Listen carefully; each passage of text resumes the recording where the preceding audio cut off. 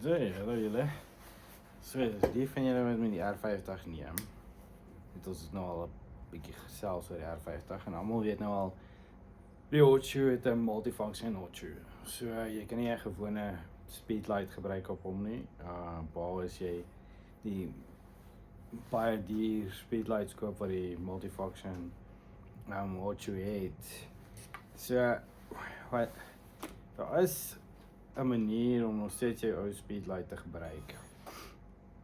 Nou, dit werk met Godox en maak nie saak wat nie, as die speedlight as 'n slave kan gebruik word, dan kan jy nog steeds jou speedlight gebruik. Ek gebruik hierdie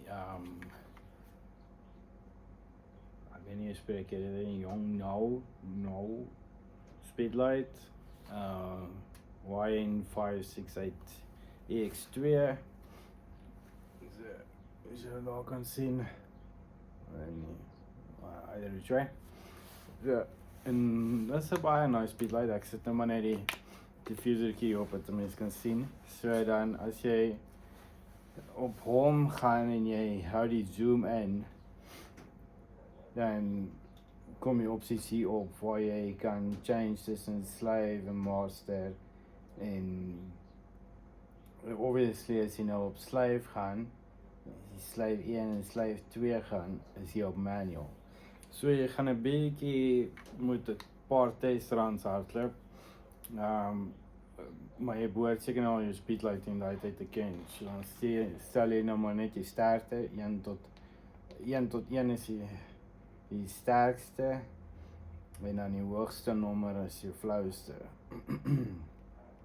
Ja, okay, obviously jou zoom stel vir jou bounce en al daai tipe goeders en hoe ver jy ook al is. En solank as wat hierdie flash jou kamera se flash sien, gaan hy nog steeds trigger. So dan kan jy hom eers sit, want obviously die on flash se flash gaan nie so ver nie en is nie so goed nie. So as jy altyd saam gebruik, as jy sê nou maar 'n couple daai tot whatever ook al, kan jy met die kameraatjie is lekker klein, so jy kan hom in jou hand vashou en hom trigger. Want kyk as ek hom trigger, dan flash hy. Dit werk baie nice. Ek weet nie, jy kan net seker sien, kyk nie eens vir hom nie. En hy flash nog steeds.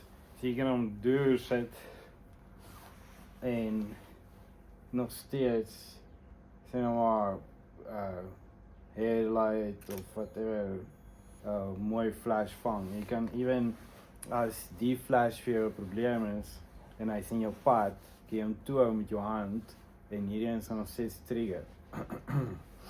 Want dit werk net stunning en dan hoef jy nie ID1 te koop nie. Jy kan hom obviously nie bo sit nie, want jy kan nie jou flash oopmaak as die speedlight bo op jou flash is nie. So dis 'n nice ding om in ag te neem wanneer die ID1 adapters wat jy opkom om jou hot shoe te change na 'n gewone hot shoe toe. Kos so R1300 daar rond omtrent, so as jy nie daai geld het nie, by all means, maak 'n plan. Jy kan nog steeds jou speedlight gebruik en dit werk baie nice. So jy moet nou net obviously nou 'n paar practice shots vat en seker maak dat die exposure reg is want jy gaan jou flash manual in moet stel. So jy kan hom steeds bo op 'n tripod of 'n light stand sit een kant of twee van hulle. Jy kan al twee op slave sit as jy twee van hulle het. Sit hulle op slave en dan flash jy van die kant en dan gaan al twee nog steeds trigger aan daai kant. So en dit is vinnig. Dit is nie asof jy die light flash gaan hê met dit nie. Dit is split sekondes. Dit is basies asof hy bo op jou kamera is. So try dit bietjie en toets dit. So ek sê ek sit myne op slave 2 en dan werk hy soos 'n bom. En dan obviously as jy nou teruggaan en jy kry nie jou hot shoe adapter wat jy kan gebruik, dan sit jy hom weer terug op ETTL of whatever funksies jy gebruik en bob jou ankel. Waar gaan jy? Dis hy.